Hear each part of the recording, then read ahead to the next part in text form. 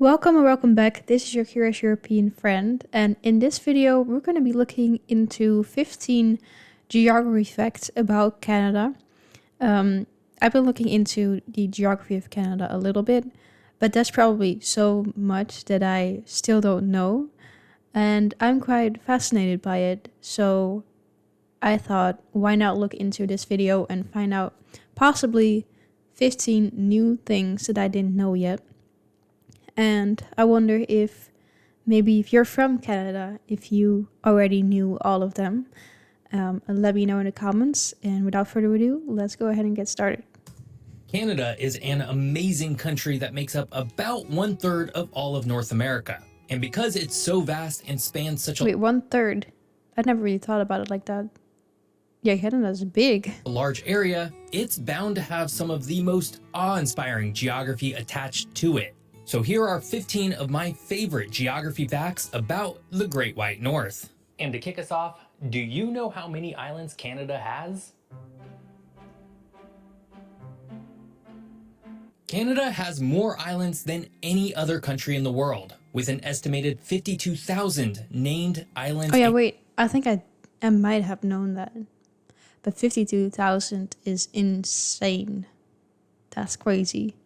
Like, I knew it had a lot of islands from looking at it like that, but I'm like, how are there 52,000 right there? That's crazy, but I guess they must be really small sometimes, so you can't even really see them on the map. And countless smaller unnamed ones. The Arctic archipelago alone contains over 36,000 islands, including Baffin Island, the world's 5th largest, and Ellesmere Island, the 10th largest.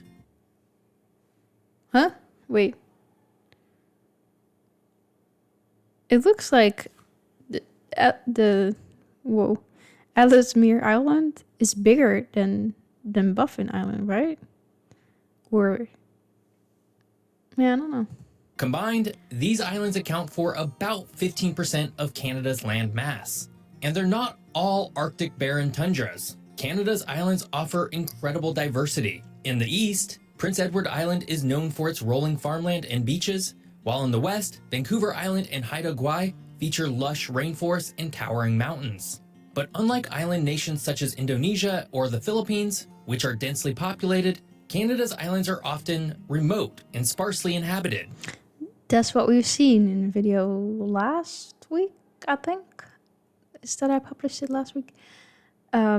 Go check that out if you want to, if you haven't seen it yet. This isolation makes them vital for scientific research, tourism, and environmental conservation. And because it has so many islands, it also has Canada's coastline is the longest in the world, stretching over 202,000 kilometers. It borders 3 oceans, the Atlantic, the Pacific, and the Arctic. To put it in perspective, the second longest coastline belongs to Indonesia, a country of over 17,000 islands, yet its coastline measures just 54,000 kilometers. Canada's coastline is nearly 4 Wow, wait. Yeah, 4 times bigger?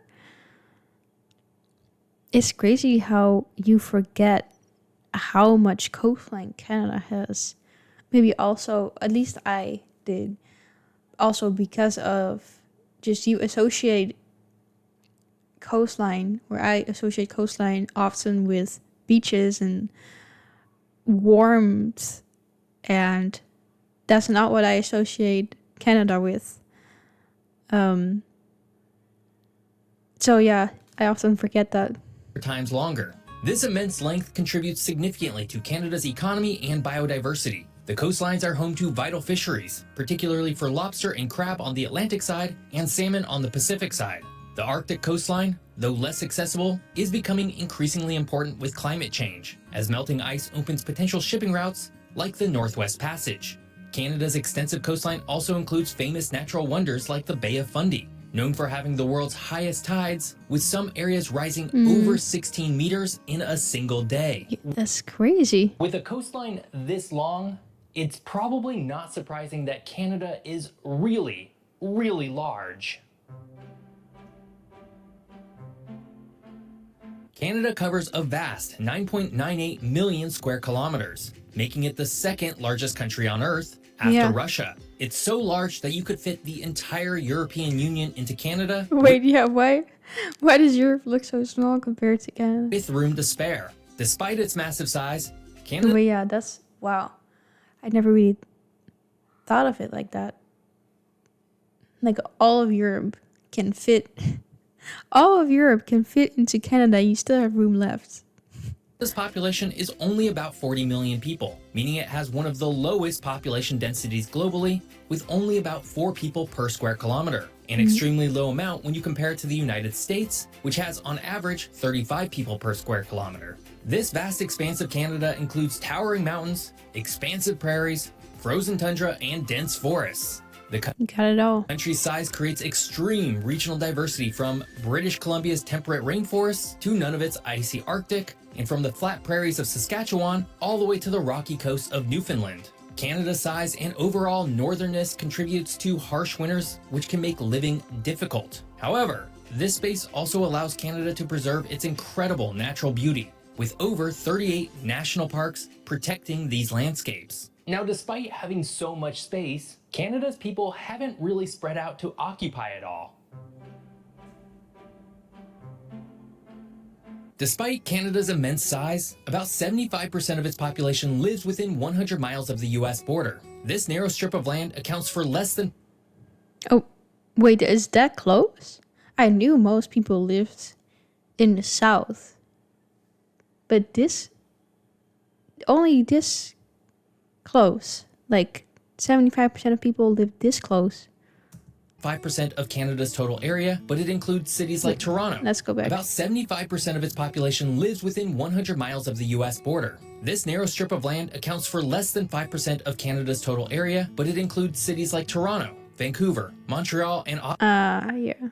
That makes Ottawa. sense. This concentration is largely due to geography and climate. The southern parts of Canada have a milder climate, more fertile land, and better access to trade with the United States. Meanwhile, the northern regions are dominated by harsh Arctic and subarctic conditions, making large-scale settlement difficult. In comparison, Russia, another vast country with a cold climate, has a similar pattern, with most of its population concentrated in the more temperate west. Which means Canada's largest bay is mostly uninhabited. The Hudson Bay is the world's second largest bay after the Bay of Bengal, covering 1.23 million square kilometers. Situated in northeastern Canada, it's surrounded by Manitoba, Ontario, Quebec, and Nunavut. Now, despite its size, the Hudson Bay is relatively shallow, with an average depth of just 100 meters. This shallowness means it freezes over completely during the winter, and even in summer, the water remains extremely cold. The bay is a remnant of a prehistoric sea left behind by melting glaciers after the last ice age. The Hudson Bay plays an important role in Canada's history and economy. It was the site of early fur trading posts established by the Hudson's Bay Company, which helped shape Canada's development. Today, its shores are sparsely populated, with small communities relying on fishing, hunting, and shipping. The Hudson Bay, of course, is not inland, but Canada does have plenty of really large lakes. Canada is home to more lakes than any other country, boasting over 2 million, with 31,000... Wait, 2 million? I knew it was a lot, but... that's a lot. 752 larger than 3 square kilometers. That's more than the rest of the world combined. Its lakes account for nearly 9% of the country's total area, a staggering contrast to countries like Australia, which is famous for its arid landscapes and limited freshwater resources. Among Canada's most famous lakes are Lake Superior, which is shared with the US and known as the world's largest freshwater lake by surface I do know about Lake Superior now. Check out the Great Lakes video if you haven't seen it. area, and Great Bear Lake, located entirely within Canada and recognized as the country's largest by volume. These lakes are essential for hydropower, providing clean energy to millions of Canadians, as well as for recreation and wildlife habitats. Altogether, Canada's Great Lakes system, which also includes Lake Ontario, Erie, and Huron, contains 20% of the world's freshwater supply. So it makes sense that some of those lakes would also have their own islands. Canada is home to Manitoulin Island, the world's largest freshwater island, located in Lake Huron. Covering 2,766 I think I knew about this as well. square kilometers, it's larger than some countries, such as Luxembourg, which is only That's so crazy. 2,508. I don't know why I haven't been to Luxembourg yet. Like, it's so close to me. So close to the Netherlands, but for some reason I haven't. Well, I think I might have driven through there, but I never really visited. 6 square kilometers. Do want to, though. But unlike most islands surrounded by salt water, Manitoulin is unique for its freshwater setting. But that's not the only thing that sets this island apart from the others. Manitoulin itself contains over 100 inland lakes. Some even have their own islands. This extremely rare phenomenon means that there are islands within lakes on an island within a larger lake. I don't know how to process that. Islands in lakes, within islands in lakes. Within islands and lakes, within islands. Treasure Island is a great example of this because it's the world's largest natural island in a lake on an island in a lake. Manitoulin Island has a rich indigenous history and remains home to several Anishinaabe communities. Its landscapes feature rolling hills, beaches, and forests, making it a popular destination for outdoor enthusiasts. Boating, fishing, and hiking are common activities, while visitors can also explore cultural sites and learn about the island's First Nation heritage. But this is, perhaps, not even Canada's most famous freshwater island. Canada's southernmost point, Middle Island, is farther south than parts of Northern California. Located within Lake Erie at 41.4 degrees north, it lies on the same latitude as cities like Rome and Chicago. However, its location surprises many because Canada is often associated with northern cold climates and snow-covered landscapes. Now, all that said, there are no permanent settlements on Middle Island, as the entire island is a conservation area. So technically, Canada's southernmost point with people would be Pele Island, just a little north of Middle Island. All in all, not that different and still well south of much of the United States. We've now covered Canada's far north and far south. But what's in the middle? I was reading on something about the, I don't know how to pronounce it, Boreal Forest. Because I actually talked about it with one of you guys, one of my viewers, that it is huge, it is big, it's massive, it's vast, and I was looking for more information about it. Canada's Boreal Forest is one of the largest intact forests in the entire world, spanning over 2.7 million square kilometers and stretching from Newfoundland to the Yukon. That's so crazy. That's insane. This biome covers nearly 35% of Canada's land area, making it a critical component of the country's geography and environmental health. The Boreal Forest is home to iconic species such as moose, lynx. But like, it's considered one big forest, like it goes continuously? Because that is mind-blowing. Like, if you said before that Europe fits in Canada and you still have room left, then this whole forest is also bigger than Europe. Like, I don't know how to conceptualize that. Like, that's insane. You could drive for hours and hours and hours in this one forest. And wolves, as well as billions of migratory birds that nest here in the summer. Its trees, mainly spruces, pines, and firs, also play a vital role in sequestering carbon, helping to mitigate climate change. Canada's Boreal Forest is larger than those in Russia or Scandinavia, and it plays a crucial role in regulating Is that the world's biggest forest then? global weather patterns. Its vastness and importance have earned it recognition as one of the world's most significant ecosystems. Unlike tropical rainforests, which are shrinking due to deforestation, much of Canada's Boreal Forest remains pristine. However, wildfires are a growing concern for the region as every summer, lightning storms set off large, unmanageable fires. Now, underneath all of those trees is some seriously old rock. Canada is home to some of the oldest rocks on Earth, dating back nearly 4 billion years. These ancient formations are found in the Canadian Shield, a massive geologic feature that stretches across northern and eastern Canada, including parts of Quebec, Ontario, Manitoba, and the Northwest Territories. The Canadian Shield is a treasure trove for geologists. In 2008, researchers discovered rocks in northern Quebec's Greenstone Belt that are believed to be 4.28 billion years old, predating most life on Earth. These rocks provide a glimpse into Earth's earliest crust and the conditions that shaped our planet. Beyond its age, the Shield is a vital economic region. Rich in minerals like gold, nickel, and copper, it has driven Canada's mining industry for decades. Its rugged landscape, dotted with thousands of lakes and forests, also support tourism and serve as a major carbon sink, absorbing more carbon from the atmosphere than it releases. All that said, the Canadian Shield does not cross Canada's Great Divide.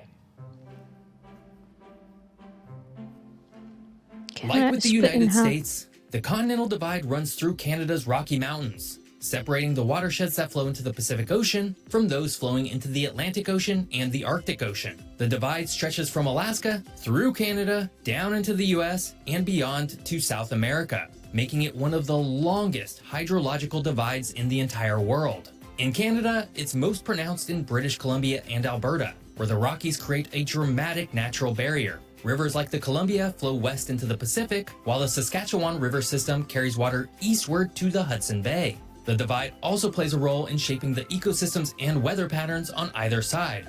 For example, the west side of the Rockies is wetter and milder due to Pacific air, while the east side is drier and colder. Speaking of colder,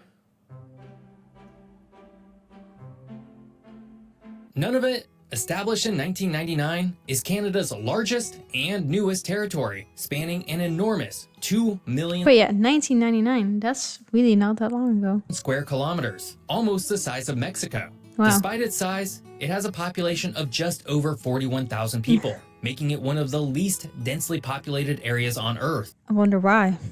Nunavut is primarily inhabited by Inuit communities, who have lived there for thousands of years. The territory was created as part of a land claim agreement that granted the Inuit self-governance and recognition of their cultural heritage. The capital, Iqaluit, is the largest settlement, yet its population is just over 7,000. Nunavut's geography is dominated by Arctic tundra, rugged mountains, and hundreds of thousands of islands. Famous natural landmarks include Baffin Island and the stunning fjords of Ayudik National Park. Wildlife such as caribou, polar bears, and Arctic foxes thrive here. Aw, Arctic foxes. Those look so cute. Towering at 5,959 meters, Mount Logan in Yukon is Canada's tallest peak and the second highest mountain in North America after Denali in Alaska. Located within Kluane National Park, the mountain is part of the St. Elias Range, a region known for its rugged beauty and massive ice fields. And despite its already immense size, Mount Logan is still growing by a whopping 0.35 millimeters a year due to the tectonic collision between the Pacific and North American plates. It also holds the record for having the That's interesting. I did not expect it to still be growing. largest base circumference of any non-volcanic mountain, stretching 40 kilometers long, making it a colossal natural wonder. While less famous than Everest or Denali, Mount Logan presents climbers with equally challenging conditions. Temperatures can plunge below negative 45 degrees Celsius, and storms can last for weeks. These extreme conditions have kept the mountain relatively untouched by human activity. I would not be going there, that's for sure. I am not climbing a mountain. I was already terrified climbing the rock wall during when I was in high school and we had to do that. Oh my god.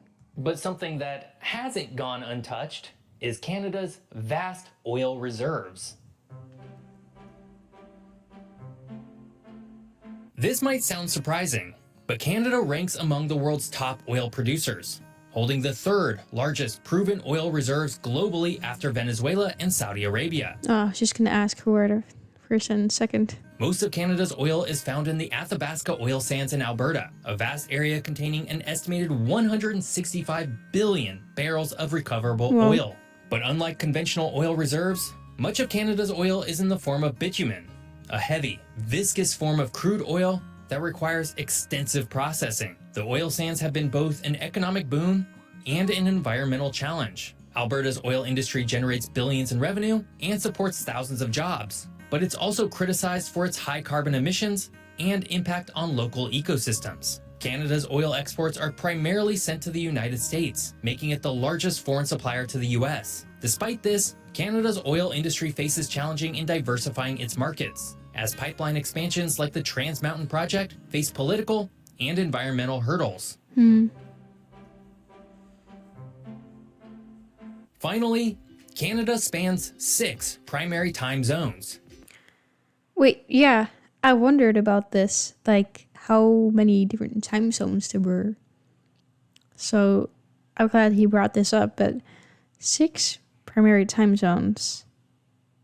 Wait, so we have 1, 2, 3, 4, 5. Wait, 1, 2, 3, 4, 5. Is this 6? Where's 6? Or am I blind? 1, 2, 3, 4, 5. Yeah, maybe this is 6. I don't know. Making it one of the most Yeah, I guess so. diverse nations on Earth. From Pacific time in British Columbia to Newfoundland time in the Far East, Canada's time zones reflect the sheer vastness of its geography. Newfoundland is particularly unique as it operates on a half-hour offset, a quirk shared by only a few other places worldwide. Why did they do that? Canada's time zones are essential for global trade and travel, particularly with its southern neighbor, the United States. The US shares 4 of Canada's time zones, making cross-border coordination smoother than it might be otherwise. This time diversity poses challenges for national coordination, though. For example, live broadcasts of sporting events or political speeches often cater to Eastern time. Yeah, I hadn't really thought about that because the Netherlands is so small. We, of course, only have one time zone, and whenever like a political speech or something is on, it's always the same time for everyone. But that's kind of difficult then if you have 6 different time zones. Being Western and Atlantic provinces watching at odd hours. It also underscores the immense size of the country. When Vancouverites wake up, Newfoundlanders are already preparing lunch. It's crazy. Canada.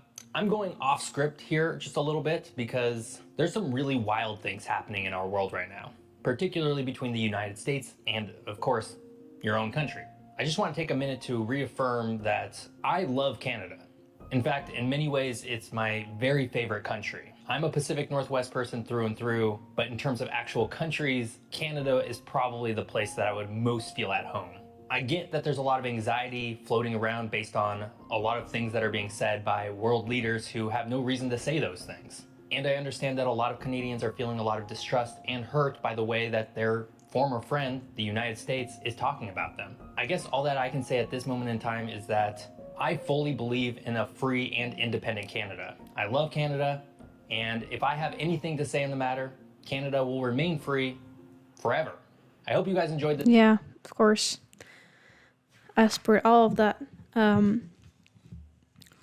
But anyway, yeah.